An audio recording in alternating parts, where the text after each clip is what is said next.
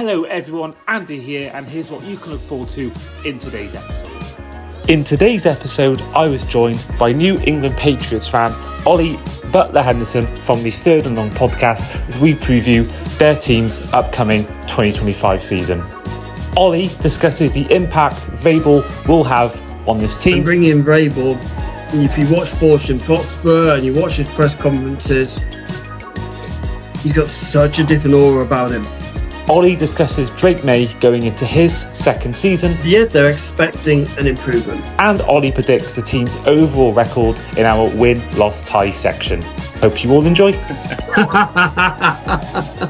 Hang on, who's that running back? Hello and welcome back to the Across the Pod NFL podcast. It is time for another team's season preview, and today's team is the New England Patriots. I'm, as ever, your host, Andy Davis, and returning to the show is a friend of the show, a returning guest, a die-hard Patriots fan with us today. Back on the show is Third and Long's Ollie Butler-Henderson. Ollie, how are you? I'm good, mate. I'm good. We've had a couple of months off the pod, so I'm fully recharged, ready to go for the new season. I come back on holiday in a couple of weeks, so yeah, I'm really good, mate. Really good. You know, I don't blame you about the break. I remember I listened to your podcast episode where you talk about needing a break, and I do get it because that's why I have no podcasts for a month after the Super Bowl ends, because it's a long season. You're talking about it so much. You do need that break to then be excited about it for the following season. It's why I've got an issue with the Club World Cup. Is there's no breaks in football. There's no breaks. It ruins that sort of excitement for the season if you're having football all year long. And same thing with any sport. And I think that, you know, I'm recording these podcasts well in advance before the season starts.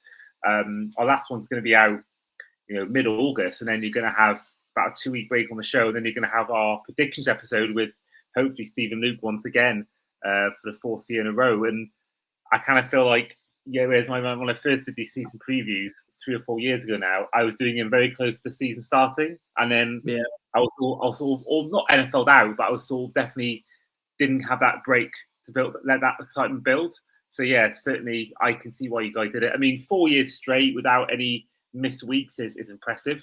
Really. Oh, God, yeah. So yeah, but I'm looking forward to seeing your new episodes and new series. And yeah, looking forward to it. And of course, I've said it before when you come on, but anyone who does like the NFL, please do check out their podcast because it is a really good podcast.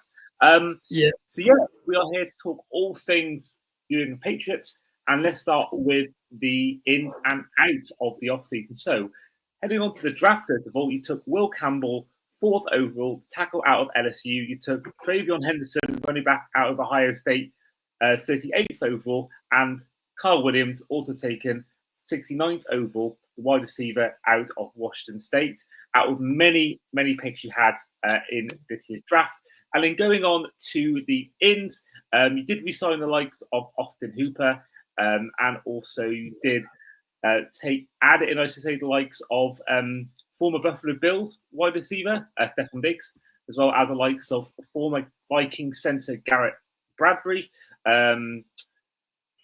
Joshua Dobbs, the quarterback we all love to watch, even though he's very average. Wide receiver Matt Collins will be bringing his shoeless feet to New England after his move from Buffalo Bills. Tackle Morgan Moses, Carlton Davis, Howard Landry, Marcus Epps, Clavon Chason, and also Travion Williams, amongst many other ins. And then looking at the outs you had at the team, there's some good likes of Jacoby Brissett, Joey Sly, Jonathan Jones, and Geotrick Wise Jr., who I will say is one of the funniest players I've ever had the privilege of being in the same room as. But that's he's a character, that dude. He's an absolute character, that guy. Yeah, he was just really funny. I don't think he was trying to be funny either. He was just hilarious to be around. I think it was just a natural part of his personality to be that funny. But overall for you, Ollie, your take on the overall off-season for your team? Yeah, it started pretty much straight away with the sacking of Jared Mayo. I won't lie, I did think Jared Mayo coming in at the start of the season, that's not a bad idea. I get the idea of it. But I thought, And I think that killed our offseason because he didn't really bring any big names in because he's not Mike Vrabel. He hasn't had the experience in. He had got it. So it kind of killed the momentum that we could have built from bringing a former player in and all that. Obviously, he had no experience as a head coach. He was an assistant coach slash like code DC. So he had an experience of being a leader, but he wasn't a head coach experience. And bringing in Vrabel, if you watch Forge in Foxborough and you watch his press conferences, he's got such a different aura about him. It's aura going, we will make this team better. He's very a hands-on head coach. He's a super head coach. I'm really impressed with it from what I've seen so far. He's not only brought in guys he's brought from Tennessee, they had at Tennessee, but he's amalgamated some of the guys that are obviously around there originally, brought in some new fresh blood from college. There's a couple of guys from Ohio State there. It looks exciting what going for on this season. I am excited at what this season brings to us.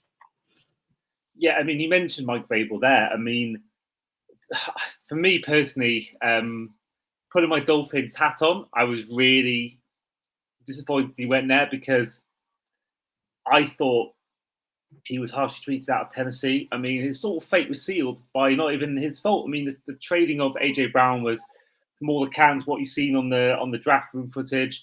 It wasn't his idea, I don't believe, to ever trade away AJ Brown, and you've seen what happened since. And really, the franchise in Tennessee set him up to fail. You think about his time in Tennessee, you had a season where they made it all the way to the AFC Championship game with Ryan Tannehill's quarterback, where he won Comeback Player of the Year in 2019 season. I mean, and then you think about 2 years later, the fact that they went on and had a number 1 overall seed in the AFC. Obviously, didn't win the playoff game that year, but you think about what he's done with really not great talent around him. He had AJ Brown, granted. He had Derrick Henry, of course, but you look at the Titans team amongst, you think like maybe we'll go maybe the last 5-6 years, the teams who've made championship games, you'd have to say on paper that Titans team might be one of the worst to ever make a championship game, and he's done this with a team that isn't great, and I think that is a credit to his coaching. And I think to get him, at New England, where of course he played and won Super Bowls, he caught touchdowns to the offensive lineman. I've been recently watching Tom Brady's Man in the Arena. I think I'm on episode 8 or 9 out of 10. Really good documentary. I loved, and I've said it before. I've never really hated Tom Brady, even though I probably should.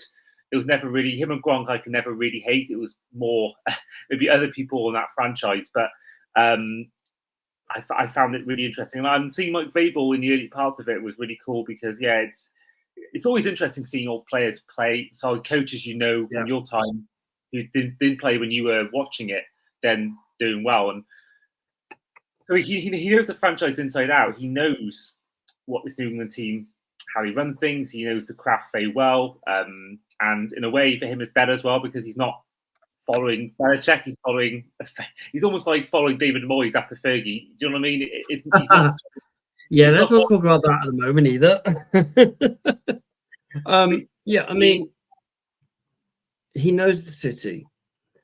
I've grown up watching the guy as well as now being a coach, being a head coach.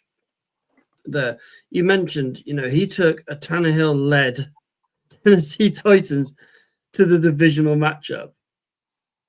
And they were, let's not forget, they were ahead at that point as well. At one point, they were 2 touchdowns up against the Chiefs. We were that close to seeing the Titans in the Super Bowl. If it wasn't from Mahomes being Mahomes, Vrabel could have quite possibly been a head coach, a Super Bowl winning head coach, as well as a player. So he has that winning mentality. Dare to say it now, I think we've got a better roster now than Tennessee did when they got to divisional. The base of it, your starting 11 on offense. If Drake Maye goes down, I'm worried. If Drake Maye goes down, I like Josh Dobbs. Don't get me wrong. I think he's an entertaining player, but he's not like, for example, Jacoby Brissett goes down.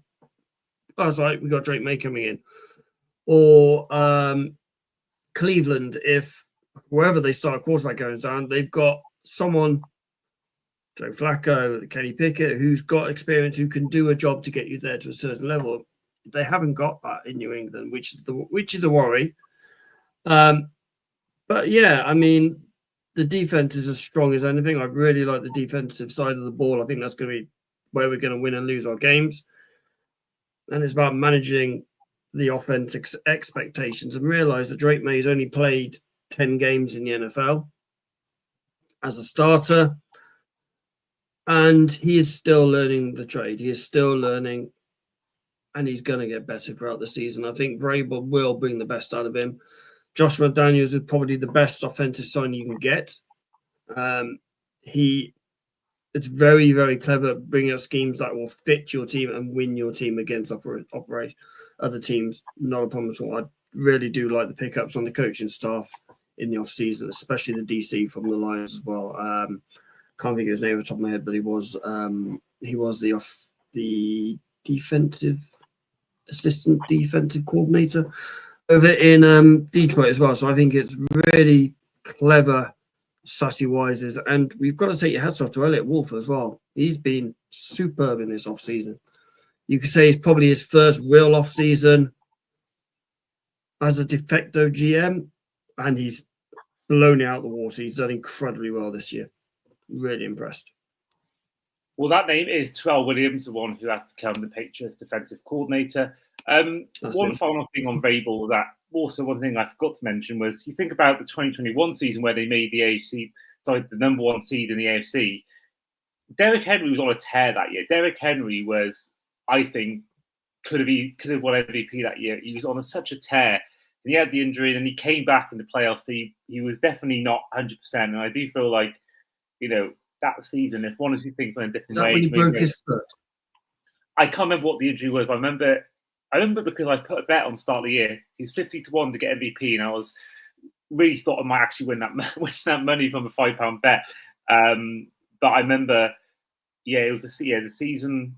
I think one of the best NFL seasons in my lifetime. But I remember he was just on an absolute tear, and he gets the injury. The Titans still get the number one seed, but they weren't the same without him in his prime. And I think if he'd been healthy in that playoff run and fully at his best, I do feel like we could be sitting here with maybe Vrabel still at the Titans if he'd won a Super Bowl, but certainly he could have made a Super Bowl, I think, if they'd gone on. And I think the Bengals won the AFC that year. And I think that it was a great story for them, but I think they were definitely beatable in that year. So, for me, Vrabel has a lot of experience. I think, could have been a lot worse this last season if he wasn't the head coach at that team.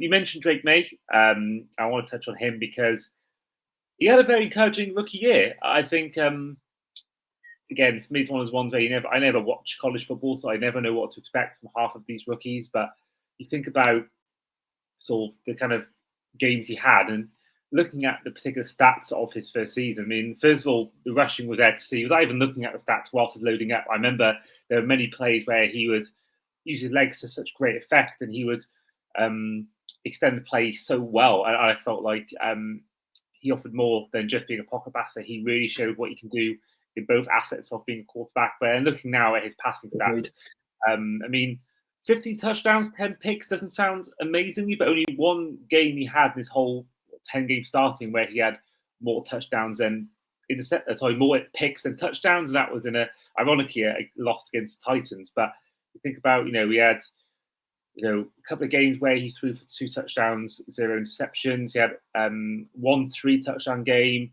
Only had 2 games with more than 1 pick as well. Had 5 games without his first game.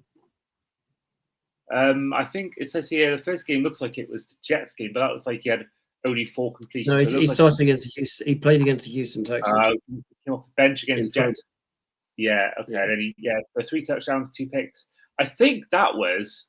I remember watching that in a bar, I believe, with Sky, Pank, and a few others after one of the London games. I remember watching a London game. I remember him starting. And I remember thinking how impressive he was on his first start. But we've seen quarterbacks. I feel like it's getting maybe a lazy narrative now to say that he's going to have a sophomore slump, but we've seen it happen. CJ Stroud last year had a bit of a slump. Yeah.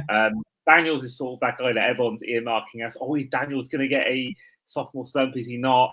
But Drake Maye, what's your kind of expectations coming out of his second year? Because I don't think he's been. I think the pressure Daniels is getting is a lot more than Drake Maye. I think Drake Maye is seen a lot more as a rebuild kind of project in New England than maybe in Washington. I think Washington have made some free agency moves that implies that maybe they're going all in.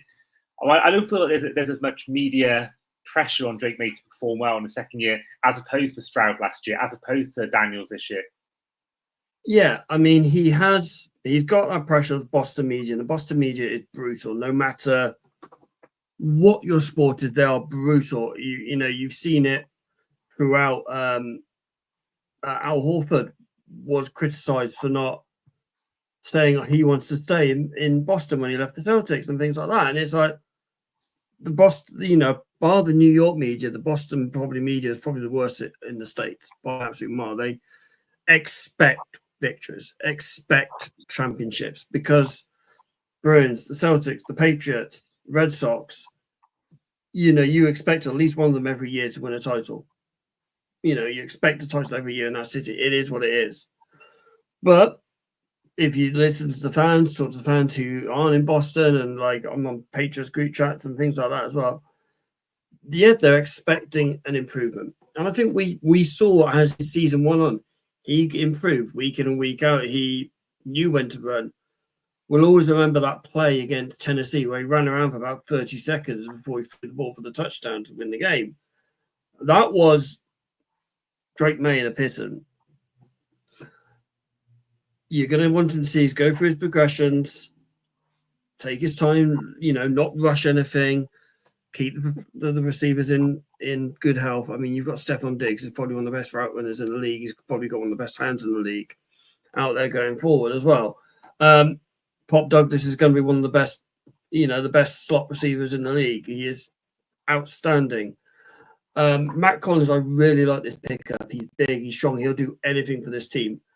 Hunter Henry and Austin Hooper, you saw at the end of the last season, he will find them and they trust him and he does well with him.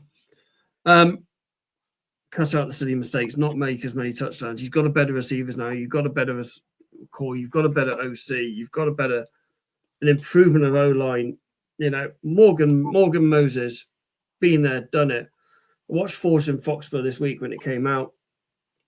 That guy is going to be like having another coach in that starting O-line. He starts at right tackle, talking through to Will Campbell, Cole Strange, Jared Wilson, who's the rookie center. These guys haven't got massive experience, but he's been in the league for 13 years. He knows how to lay the league. He's been on winning teams. He's been around Rodgers, right tackle for a while. So he knows what it accepts to win and how to get there. And having that coach-style player on the O-line will help massively. And it will help calm Drake down a little bit as well. Superb. The same with Stephon Diggs will do. The same with Matt Collins, who's been around the league for years and will help them. Having these veteran guys will help and improve the young guys. Really like the pickup of Trayvon Henderson. Very, very exciting rookie running back. Maybe my next Patriots jersey somewhere down the line. But yeah, I mean, Drake, less mistakes. I'm not expecting like MVP season or offensive player of the year season, but I'm expecting him to improve as the season goes on. Sorry, I went on a bit of a tangent. No problem at all. I mean, I remember saying to you when the draft happened, you have to get that Henderson jersey because, it's your surname. I know you've got a double barrel surname, but I feel like that's something you can't, I don't think, turn down the prospect of getting. I know there's a guy that is on the Franchise Tag podcast. I want to shout out Andrew Manning, who is a New York Giants fan. So you can imagine, when I believe he said he was around as a Giants fan before they drafted Eli Manning as well. So you think about basically the number one. He could have been a Chargers fan. Yeah, can you imagine? Oh, I'm still waiting for someone to be. We've had people with Davis, but without an E. But I've had no one in the NFL tour who's had Davis with an E in their surname. So I'm still waiting for that day. Isn't Colton Davis the third? Who? Sorry, the Carlton Davis. Yeah. Oh no, he's IS. yeah. Our our All in, linebacker, our left back cornerback or nickel cornerback. I don't know whether it's in America, but like there's literally. I looked at in all the four major sports. There's only one player that's ever I can find that ever played American sports, the four major leagues with Davis with an E, and that was funny enough a guy who played for the Cubs, which is my baseball team, about 4 or 5 years ago. So part of I need to find that jersey at some point, but no, it's certainly for Drake Maye. I think you mentioned your line there. I think that's something you've got to help. I think any quarterback because you think about if you have a quarterback who's been battered and bruised their first 3 years, they're gonna lose their confidence. They're gonna have more risk of injury, and I think that ultimately, that's my fear for Caleb Williams and Stroud a little bit, but Stroud seems to overcome it with his playoff appearances and playoff wins. But for Caleb Williams, most sacked quarterback in any season in history. Third most sacked quarterback in any season in history. And if it happens again, and then maybe a third year, they've got to address it with likes of Joe Tooney and other players there. But you think about if he had another season of having 55 sacks, 60 sacks, 65 sacks, and then the following year similar numbers, you can't help thinking that would be have a major impact on the rest of his career, not just for health reasons, but also just his confidence. And I think with Drake Maye, I think the running back room would help as well. I'm not too confident in the Patriots running back room on paper at the moment. Rookies haven't played a snap yet, so they could prove me wrong. But I feel like the running back room may be bad, but if you got an O-line that can help him out, and protect him more than other sophomore fullbacks get, then I think that for me will be such a great thing for this franchise moving forward. And I think Vrabel will certainly stand flat as a former lineman himself. He'll know exactly the value of that position, and I think I think Drake made some good hands with I think one of the most well-run franchises in the NFL. Certainly one of the best owners. You've also got but if you look at the all the stats and all that, they're ownership-wise, but like the money they put in, like the buildings aren't the best in Patriots. Really?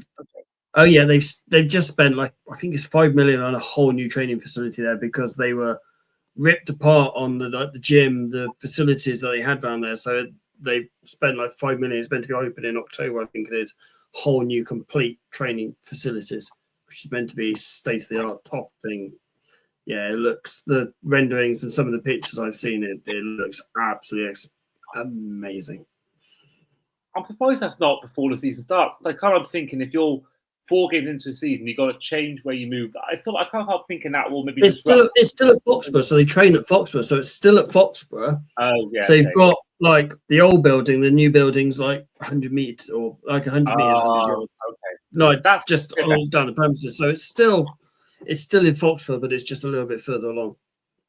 Oh, fair play. But no, I think with all their behind the scenes stuff, you think about we mentioned Vrabel, we've waxed lyrical about him all episode, how good we think he is. I think there's not, a sophomore quarterback. I think he could be in so much worse situation than what he is in. So fair play to Drake Maye. I think you have another good year. And speaking of which, let's head to our final segment, which is going to be our win-loss tie section. So for those who don't know, who are listening or watching at home for the first time, each fan that comes on predicts their team's record by going through each game and answering with win, loss, or tie. Now, Ollie, you and Fred came on a year ago. Fred isn't available today. The Patriots went 4-13 in 2024. Do you by chance remember what your prediction was, you and Fred's 12 months ago? I think we're very optimistic. I think it was a 7-10. 6-11. So more wins than what you got, but I think it could have been a lot worse of a prediction. Yeah. So let's head on to week 1. You are taking on Pete Carroll and the Las Vegas Raiders at home. Ollie, win, loss, or tie? The return of Tom Brady to Foxborough. I don't think he's going to be calling this game, even though it's Fox, isn't it? That's CBS. So it'll be interesting seeing him up here, see if he is going to come and join him. Now, I like what Vegas done in the offseason. I like what Pete Carroll's done. I really think that's such a good, wise That's a Tom Brady style signing in Las Vegas. I'm going to have my heart over my head here and go, it's going to be a Patriots win. I just think if it was in Las Vegas, I'd say it'd be a Vegas win, but because it's in Foxborough, I think it's going to be a New England win. I just believe that the fans are going to be like almost like that 12th man, Vrabel running out for the first time, seeing Colin Davis, seeing Howard Landry, seeing Milton Williams, who's probably the best pickup in free agency throughout the league, go to town on that iffy Raiders O-line and making Geno Smith run around the backfield would be quite interesting. So, yeah, I'm going to go for a Patriots win. Do you think in this game it gets to the final 10 seconds of the game, the Raiders need a touchdown to win the game, they're second and goal, third and goal, will Pete Carroll run the ball? Hang on, who's their running back? Ashton Jeanty, probably, at that point. Oh, God, yeah, it would be, wouldn't it? Yeah, they probably would. I mean, it's going to be interesting to see what Jeanty's going to be like, because looking at that front seven in New England, that's built to stop the run. We were one of the worst run defense teams last year. We were one of the worst teams full start last year. But that run defense built, you got Milton Williams, Christian Barmore, Howard Landry, Christian Elise, Robert Spillane, who's an ex-Raider guy who's going up against team. That is a very much a smash mouth football team on the defensive side of the ball. And yeah, it'd be interesting if Jeanty gets over anywhere near 100 yards that game. It's so hard with rookies, isn't it? You just don't know what they're going to do. Yeah. But I wanted to ask you as well. I mean, Phil and Shane, particularly from your show, will enjoy this reference. But you think about the kind of wrestling walkout music. You think about the shock of certain people coming on the stage and wrestling. What I'd love to see, right, is it gets to that second goal, third and goal situation at the goal line with 5 seconds left. Then you hear the music, and then they bring Mark and Bud out of retirement for this one play. Marshawn, we didn't use back then. Do you want to come and play this one game, mate? Well, week 2 is a AFC East, your first AFC East game of the year, as you travel to Miami to take on the Dolphins. Do you miss when it used to be divisional to start the season, the first 3 games divisional, then the last 3? Do you miss that?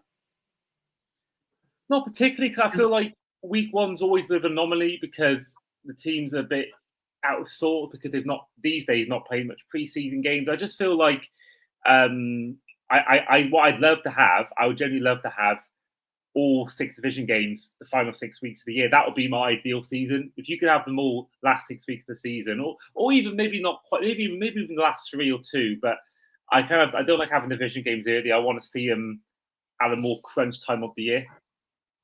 Yeah, I get that. I've always, because I've grown up.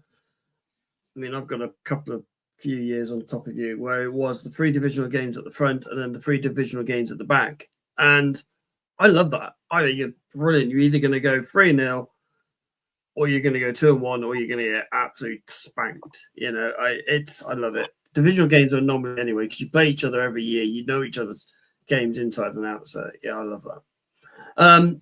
Miami. I think you're going to turn us over. We never do well in Miami. Even when Tom Brady was there, it wasn't a thing. So yeah, I've got you down as a Miami win. Okay, so then week 3 you're taking on Aaron Rodgers and the Pittsburgh Steelers at home. Win, loss, all tie. Week 3 is our first of the 2 throwback unis we're wearing that year. I love that uni. It's one of my favorite unis ever.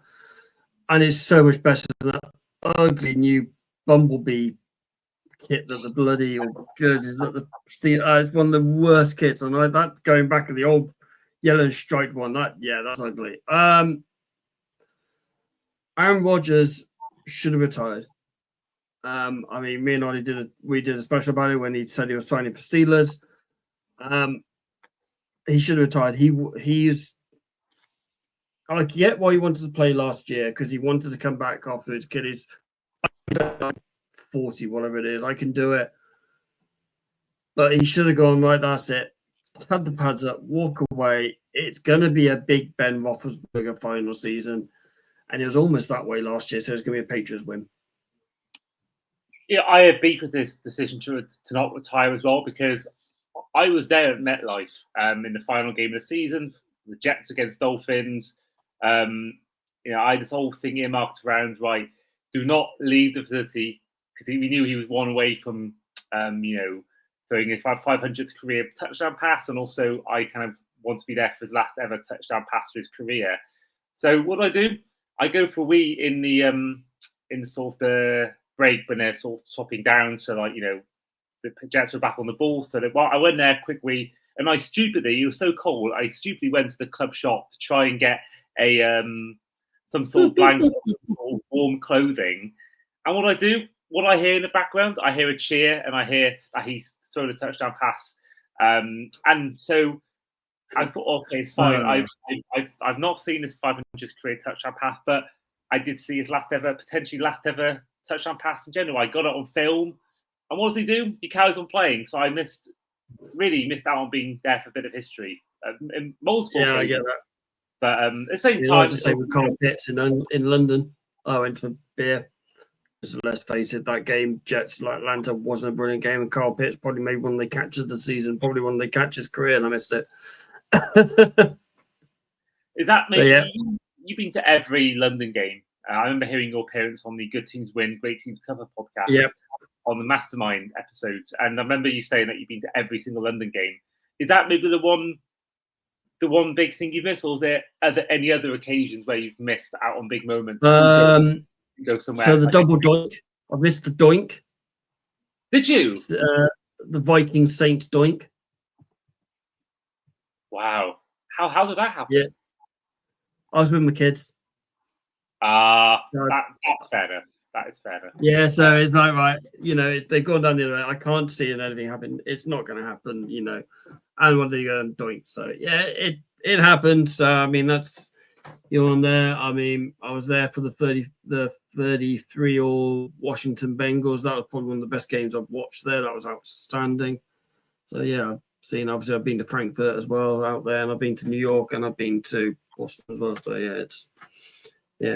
I've been around. We're going on a bit of a tangent here, but obviously you're probably the best person to ask. What do you reckon? Because I got one in my head. What do you reckon is the best ever London game? Oh, Washington, Cincy. For me personally, you had the drama of it went to overtime. You had Green against who's the cornerback there? Everyone wound everyone up. What's his name? Josh Norman. Going at it all game long. You got Andy Dalton throwing bombs. I can't remember who the Washington commander, the quarterback at the time, but it was a proper end-to-end game. It was such a good game to watch. No one left the stadium, but no one. The whole stadium was full right the way through. And at that time, it was still a very neutral stadium. You didn't have like it is now. You had half the stadium with the Jags cover, the Jags fans. You still had then you would easily see every 32 teams, and you wouldn't see one or two, you would see like 100 of each easily. But yeah, I mean, that was probably one of the best games I've seen in a long, long, long time. That's a non-Patriots game. I think the best one I've watched since going to games in 2018 was, sadly for me, the Dolphins-Jags game.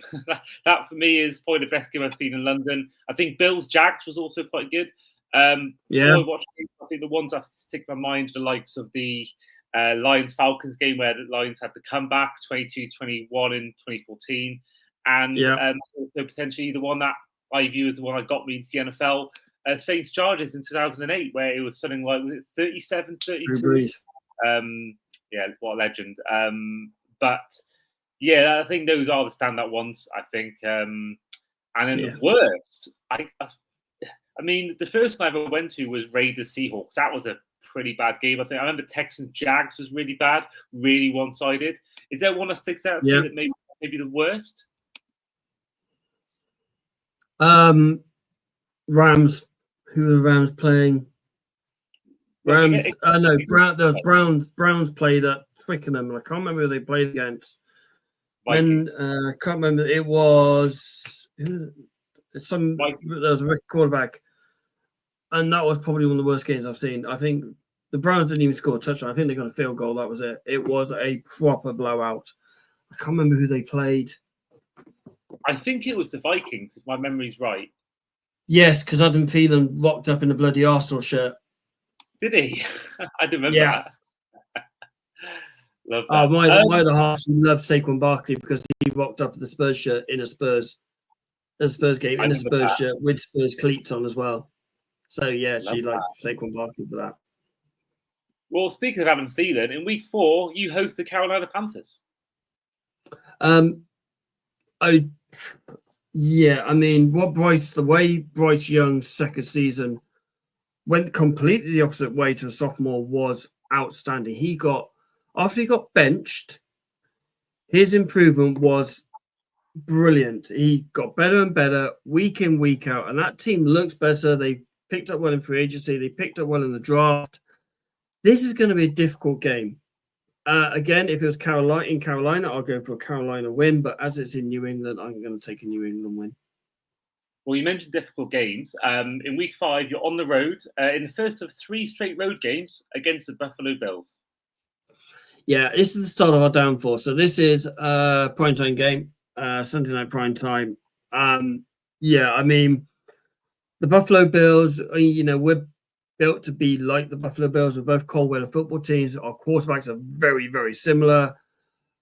We are a run-first team, or we were going to this season. I don't know what it's going to be like going forward.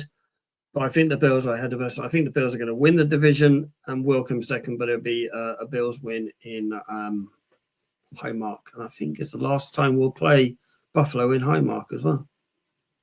Unless you make the playoffs, then you might be playing them again. But yeah, don't talk to me about playing Buffalo in playoffs. Still not over that one. Yeah. Week 6 is another road game, I said before, but this time against the New Orleans Saints. Now, when you asked me about this a few weeks ago, I think Derek Carr was still a quarterback there. And I would have thought, Derek Carr, that could be interesting. They brought a couple good players in, head coach come in and all that as well. This could be a tight one. I don't trust this team now, and I think this could be a New England win, and I can't wait to wind Toby up. I'll be coming back from London that game again. I think it's the Denver game, isn't it? Yeah, I think week 4 is the Island game. Week 5, I believe, is the Vikings against the Jets. Yeah, because the Vikings are back-to-back, and then it's Denver, and then it's Jags. Yeah, and then Browns again. No, my memory's literally evading me here. Who the hell are the Browns playing? The Browns playing the Vikings in London on the Tottenham game. Yeah. And then it's Broncos Jets. Yes, that's it. Broncos Jets. And then it's Jags Rams. My personal favourite outlet. Yeah, the Jags Rams game is probably going to be the best game out of the 3 of them, I think. I can't wait for that one. Well, I love Sean McVay, so for me, that's going to be really fun to see. Some breaking news, actually, literally just now on my phone. Obviously, we are calling this July 22nd, around 7:54. Obviously, a few days before this podcast is officially released. But Tyrann Mathieu has announced his retirement from the NFL. I've literally just had that come up in mind. Raps just tweeted it. Fair play. Well, it's funny, we just mentioned the Saints, one of his former teams. Well, the team he was actually currently at. I'm right in saying that. He went to Washington. Did he? Oh, my God. He played for Washington the back in the last season. Having a nightmare here. It's that time of the day when my memory's evading me. Week 7 is a road game. You're final one of the 3, and you're against Mike Vrabel's old team in the Tennessee Titans. Will Levis is out for the season. Cam Ward is the rookie. That team is a car crash of a team at the moment. I mean, there's a reason why we have the second easiest schedule in the league at the moment. We're going to now pick up more wins than we did last season. It is a New England Patriots win. We beat them last year, and I think that team was a better team last year. That team is a mess. I don't even know where they would get wins from, who their star players are anymore. Yeah, okay, they picked a few players, but yeah, that Tennessee Titans team isn't a very good team, so I think that'll be a Patriots win. Well, week 8, you're back at home for the first time since week 4, and you're taking on the Cleveland Browns. It could be a bit of a banana skin. Depends who's on the quarterback. Is it going to be Deshaun Massage? Is it going to be Joe Flacco, who's the granddad of the team, or is it going to be Kenny Pickett? If it's Joe Flacco, I think we could lose. If it's Deshaun Watson, depends how his massage was the night before. If it's Kenny Pickett, we'll win. But as you need a win-lose, I'm going to go for a Patriots win on that one. I think, yeah, Patriots win. So then week 9, you're at home to the Atlanta Falcons. I think the fairy tale comes to crashing to an end here. It's especially in Foxborough. The Atlanta Falcons team is, on paper, probably one of the best teams in the league. You know, I like Michael Penix. I think he's a very good quarterback. You know, they've got such good talent in the skills position. Drake London, B. John Robinson, Pitts as they get going. And they've got such a good defensive side of the ball as well. It's going to cause us a lot of problems. It's going to be an Atlanta win, though, unfortunately, on that one. So then week 10 is another NFC South team, but this time you're on the road to the Tampa Bay Buccaneers in the Tom Brady Bowl. The Tom Brady Bowl, yeah. I like Tampa Bay. I like Drake. I like Baker Mayfield. I've been a fan of Baker Mayfield ever since he's come to the NFL, even when he was at was he at Buckeye? No, where was he at?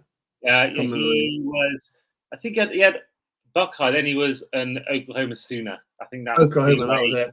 Yeah, he put the flag in. Yeah. I like Baker Mayfield, and I do like this team. They're a playoff team. You know, Baker Mayfield is a dog of that. The dog he will literally drag that team to a win. He reminds me a lot of Matt Stafford. They're very, very similar style of players. You know, there's a very famous video of Matt Stafford had his shoulder popped out in a game. They popped it back in, and he still threw the winning touchdown for Detroit. So I think it's going to be a Buccaneers win. I just think it's a very good team in Tampa Bay, and I do think they'll make a very good playoff run.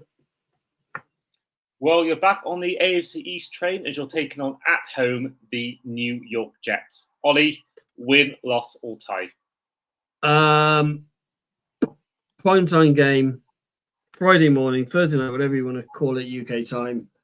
Under the lights in Foxborough. I'm not sure about this Jets team. I like Justin Fields. Shane likes Justin Fields. Garrett Wilson, they've just given him a massive fat contract over there. They've just given Sauce Gardner a massive fat contract down there. So they obviously trust in these young lads. Got an advantage where you're paying your quarterback peanuts, hence San Francisco.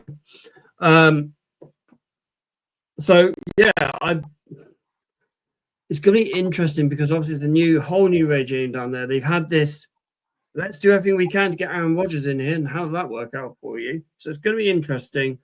But we don't lose to New York, so I'm going to go for a Patriots win. Okay, so then week 12, one of the stars of the current Netflix series, quarterback Joe Burrow and the Cincinnati Bengals, you travel to Ohio, win, loss, or tie? No spoilers. I haven't watched it yet. Yeah. Sorry, Shane, but Cincinnati will win the North. Oh, that is, with that defense, that is a take, because I just think that the Ravens are just one of the best teams in the league. But at the same time, you know, we say this every year when a team wins a division, you know, they're going to win it again. But there's a reason why the schedule's planned out to have these teams have harder schedules through winning their divisions. Yeah. The Bengals will win the North, and they will want revenge for last season. First game of the season last year, we beat them. They're going to go, yeah, that ain't happening again. So they will beat us, and it won't be even close. It will be a beatdown. I mean, not only is the Bengals, and they've got an earlier bye as well. They're by week 9, I think. They're buyers as well, so they've got an earlier bye. See, I think me personally, week 13. Well, your bye week is week 14, and that for me is the perfect bye week because depends what kind of team you are. If your team's searching for a championship, I think that is the best time because it gives you that little bit of a break late on in the season, so you can be healthy in the right time. But I think the Bengals as well. Not only were they one of the hottest teams down the stretch last year, they're also one of the best teams in the second half of the season under in Burrow's time at the team. So I think you face Bengals in week 1 like you did last year, and I think that's the best time to play the Bengals. They always start badly. They play them in week 12 in Cincinnati when they're probably getting hot at that point. That's a tough place to go. Yeah, I think I read something they're going to be in their white uniforms that day as well. Oh, those ones are cold. Those ones are good. I think it's better when they're white at night when they play their primetime games. Yeah, they are the best. Yeah. I mean, I used to hate the old Bengals jerseys when they had, I think, Burrow's first year, and then when they had Andy Dalton. Those jerseys were horrible, but the new ones are really, really good. They're clean. They're really clean. I like the black one. That's my favourite, but the white ones are pretty good. The white one with the white helmet. Chef's kiss. Yeah. So for the second week in 3, you're playing a New York team, but this time the Giants. Yeah, week 13. Again in the throwback jersey week. Monday night, primetime football, under the lights, in throwback. Sorry, New York. I really like New York. I think they're going to do well in that division. You know, they were improving. They've got a couple of good running backs. They've got a good wide receiver in Neighbors. Probably, I don't think he won Rookie of the Year, did he? Offensive rookie, but he could have done. They are getting better and better. New York, I think, are just going to fade a little bit. Let's go for New England. Hand on heart, New England to win because it's in Fox, but under the lights in throwback jersey week. Do you know what I've always thought? You know how you have the Salute to Service week, you have the Stand Up to Cancer week and all that kind of stuff, the kind of themed weeks. I think there should be a week in the NFL, maybe 2 weeks in the NFL, where every team wears throwbacks. That for me would be, I think, I don't see why they don't have it because everyone loves the throwbacks. Think about the Titans, Oilers jerseys. Those Houston Oilers. Oh. I mean, Houston Oilers, you got the Eagles. They're some of the best throwback jerseys out there. Ours are pretty good. Yours are really good. Now it's time to get the Texans having throwback jerseys. I think there should be a case where for 1 week, every single team has throwback jerseys. That for me would be a really cool week. They used to do it with Colour Rush, didn't they? Yeah, but I feel like that wasn't every team. I felt like that was just. Was that only on like primetime games they'd have Colour Rush, or was it the whole Colour Rush? It was Thursday Night Football. It was always Colour Rush. I feel like because I love the Colour Rush jersey. The Patriots blue Colour Rush jersey was smart as. Yeah, that was a good one. Well, I said before, week 14 is your bye week, so week 15, fresh off a week off, you take on the Buffalo Bills at home. I'm going to stick with this. The Buffalo Bills are too strong for us this year. Next year, maybe. It could be, we'll lose them at the new stadium in Buffalo, but we'll beat them in here. But I think Buffalo are a bit too strong. We got lucky year before last when Drake beat them.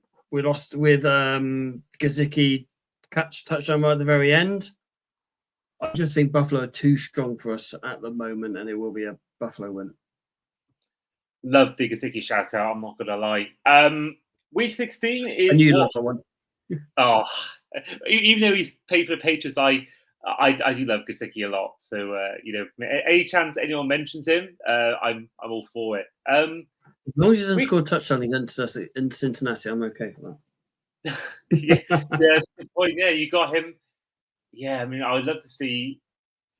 I'd love to see an AFC Championship game where you've got Derrick Henry and the Ravens against Mike Gesicki and the Bengals. But obviously, Burrow against Jackson would be part of that as well. That for me would be my ideal AFC Championship game. No Chiefs repeating the AFC title. No Bills making the Super Bowl. Bengals Ravens would be my ideal AFC Championship game. The Chiefs are what the Patriots were in the noughties and the tens. Will always be there and thereabouts. unless Mahomes goes down, they will always be there or thereabouts because they are just that good of a team. Even with that dog of an O-line last year, probably one of the worst O-lines I've ever seen a Super Bowl team have, they still managed to get to the Super Bowl. Okay, Eagles literally destroyed them. We signed Eagles defensive end because of that. They still managed to get to the Super Bowl against some very good teams in that AFC. And whilst Mahomes is Brady and the Patriots, Josh Allen and the Bills are the Colts and Peyton Manning. Yeah, baby. Well, week 16 is what I'm going to call the third and long bowl as your Patriots take on the road Shane's Baltimore Ravens. I was talking to my other half Kelly the other day about this, going, this is what Andy's giving me to do. No predictions. Do I wind up Shane and go, we are going to absolutely ruin your season. We're going to break Lamar, blah, blah, blah, blah, blah. Cincinnati will win the North, but it's literally going to be on the last game of the season. Baltimore and Cincinnati will be there like that all the way. I just think Cincinnati are a bit more of a rounded team. Baltimore are very much a run-first team. I've seen what Lamar does in person in Foxborough and thinking, halfway, we've got this. And then literally Lamar decides to play football.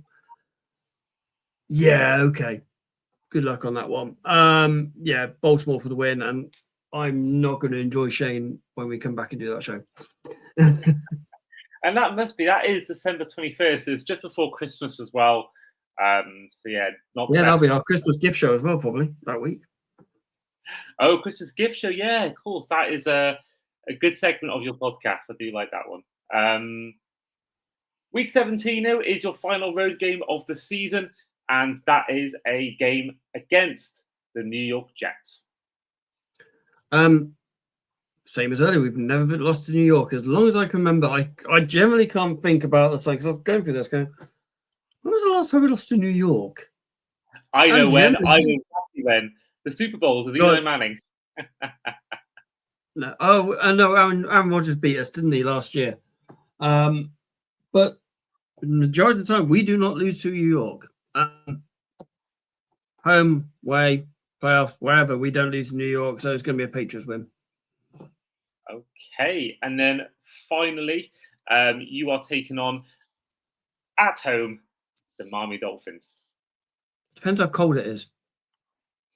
If it's a typical very, very cold 5th of January in Foxborough, in Boston, Tua's not going to do very well, and Mike McDaniel's going to stand by a heater, keeping himself warm.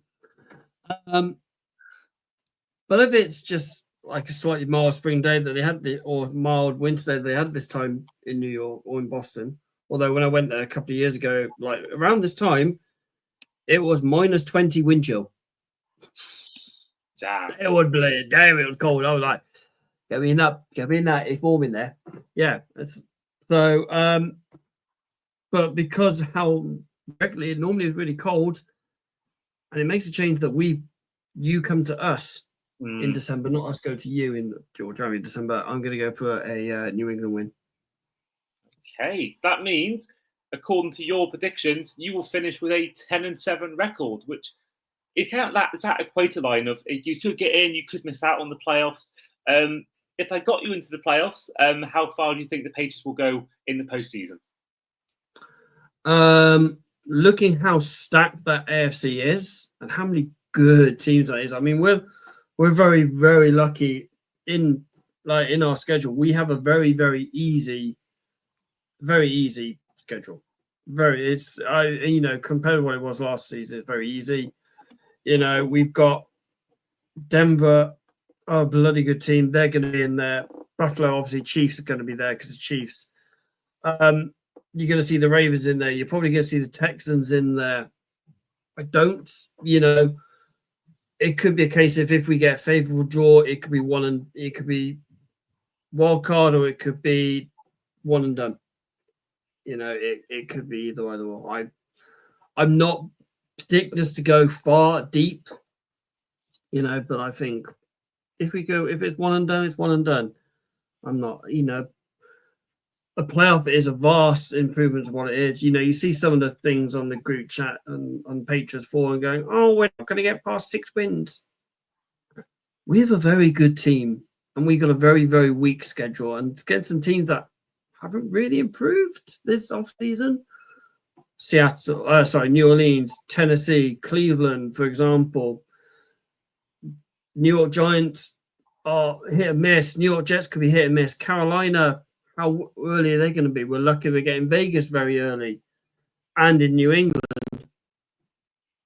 So there are lots of favorable things about this schedule we have, and it's going to work in our favor. Okay, well, let's head on to our additional segment, which is our new segment this year in the off-season season preview, which is a fan against fan. Fan asks fan. I do need to get a jingle at some point for this part of the show. So each fan who comes on will ask the next guest a question. So we had a question asked by Eagles fan Steve McGuinness in our last episode. Now he wanted to ask you, Ollie, which player in your team on a contract year do you think will have the best year? On a contract year, will have the best year.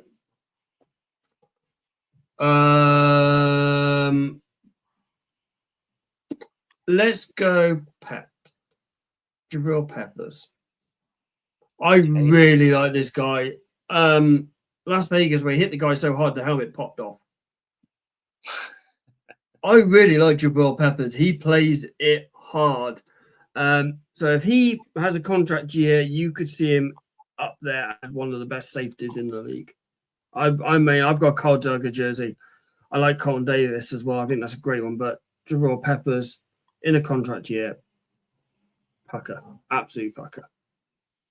Okay, so now it's your task to ask our next team season preview guest a question. So Ollie, what is your question now? This could be about the Patriots, about the NFL. What is your question to the next? But it's a two-part question, actually, if you don't mind me asking. But the quarterback, who do you think is the most important player in your team? And who is your favorite player in your team? Interesting. Okay, we got a two-part. Actually, Andy, I'm going to ask you that, Andy. Okay. So I've got. So the questions were again. Most important and favorite. Okay, so most important player for the Dolphins. Would have said a year ago Tyreek Hill, but his power seems to be diminishing a little bit. He's leaving his power in other places where he shouldn't be leaving his power in other places. So now, oh my God. Do you know, I do think, if healthy, Jalen Phillips is our best player, our most important player, because he is a monster, but he just sadly can't seem to stay healthy. Bradley Chubb, the same thing. I think other night you look at maybe Devon A-Chain, he had another good year. And I think, they're the kind of guys I'm looking at as maybe our most important players. In terms of my favourite player, it's pretty easy, it's Jalen Waddle. I've seen you in your Waddle jersey. Yeah. Well, I said to myself, I have a Gesicki jersey, and then because I bought it off, I did buy it off NFL Shop Europe, but after 3 or 4 washes, the numbers started fading. So I thought, you know what? I'm going to get my new jersey when I'm in Hard Rock next. I'm going to get it stitched, and I'm going to get my favourite player at the time, and that is Waddle. I will say Zach Sealer. I love Zach Sealer, but Jalen Waddle for me is my favourite, and I'm hoping this year he can take another step and maybe start to become the first choice receiver, with Hill maybe getting worse. But I think Tyreek Hill could be primed for a good year, one final good year. I do think if everyone stays healthy, which is a big if because it hasn't been the case for the whole time under McDaniel, I do think that potentially he could have one final great year. But if not, then I hope Waddle can himself stay healthy and then also have almost like another breakout year. But that's my stance on it. But we will find out who our next guest has his answers for in our next show. But in the meantime, Ollie, first of all, thank you for coming on. More than welcome, my friend. It's always a pleasure. I love coming. I love talking to you. I mean, it's nice talking to other people at the NFL because there's not many friends who aren't part of a podcast world, a part of the NFL of people I've met over the last 4 years of doing this show. And obviously, I played the sport, so I've got people that way. But like I started my job a few weeks ago, and people were like, why do you like it? The NFL's this, the NFL's this, and it's like, no, it's not. The NFL probably. I love the sport. I love talking to people about it. You're one of the best people I love talking to about it. Whenever I go to London, Alex and Sky, when I spoke to at the London games last time around, Baldwin, the big fella, I messaged like Baldy quite a lot. Me and him messaged each other quite a bit. It is great having these friends. I talk to American football about that. My normal group of friends who don't play the sport and don't watch the sport. It's great. I love it. I hate that people always comment on it about American football, and everyone who knows about it, I guarantee you, most of them have only watched 1 or 2 games. They've watched one Super Bowl where they've not really been paying attention. And they probably watched one where maybe it's not the best game. I think to everyone who doesn't like the sport, just watch 5 games in full. If you don't like it, fair enough. That is fair enough. But just give it a chance, because I thought that way for years about the NFL. I thought it was too stop-start. I thought there were too many adverts. And then I got into it, and then now I can't think of my life without it. So, I mean, I've been brought up with it. My dad watched it when it was on Channel 4 way back when, when it was the Fridge and all that lot, and the Falcons and the Vikings are the main 2 teams on the TV, because that's what they were. I always say, if a fan, it's not a very good game, it's low scoring. Yeah, don't watch the Patriots Rams Super Bowl, but go and watch the Rams against the Chiefs. Yeah, the Rams against the Chiefs. Jared Goff against Patrick Mahomes. That is the game to get people into it. That was literally probably one of the best games, and it's prime time. Let's not forget that it was a Sunday night football. And normally, when they cut down to 15 minutes on YouTube, on the highlights on YouTube, it's about 15 minutes. I think they had to put about 25 minutes in it. Such a long game. It was literally end-to-end, play-to-play. Brilliant game. I think the Chiefs picked it 56-53 or something stupid like that. I think it was a last-minute field goal to win the game. But it was a brilliant game. And, go and watch that game. Then you'll see why it is. And then watch a few other games, just YouTube high-scoring NFL games. Or go and watch college game, which is Baker Mayfield against Mahomes. Baker Mayfield threw for went for total 700 yards. Mahomes went for over 800 yards at college. Texas Tech against Oklahoma. Crazy game. Crazy. They threw for 15 touchdowns between the 2 of them. Mahomes had 80 passing attempts.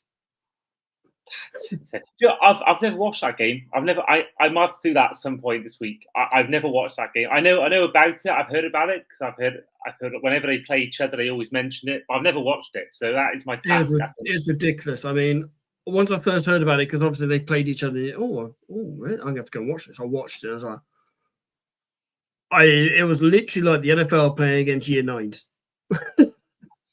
It was ridiculous. The offense on that game was stupendous. I mean, who throws for 80 attempts in a game? Crazy. Sorry. I think the game I always view as ones to get you into the NFL are either Patriots Eagles Super Bowl 52 or Chiefs Bills divisional round 2021 season. I think Bills Chiefs is the best game I've ever watched. I didn't watch Rams Chiefs live. I didn't have Game Pass back then, so I didn't watch it at 1 a.m. But certainly I view Bills Chiefs for me. It's such an important game in the playoffs. That for me is always one I look back on as the best game I've ever watched in full. Yeah, but if you go on the Super Bowl, you got the Patriots comeback against the Falcons. Yeah, I like that one. Down, win 33-28. Yeah, that's one. It doesn't matter if you're a Patriots fan or a Falcons fan, or that is one of the best games for the most ridiculous comebacks I've ever seen. You could put that up with Istanbul when you were 3-0 down at halftime. You could put it at that kind of level. Yeah. We had 22 minutes, I think it was. We scored 25 points in 22 minutes. Ridiculous. That's ridiculous. 3 2-point conversions as well. Well, there we are. That is the end of the episode. This has been the New England Patriots 2025 season preview. I have been, as ever, your host, Andy Davis, with our guest today in Patriots fan, Ollie Butler-Henderson. And we'll see you guys for our next team season preview. See you then. Stay safe, all.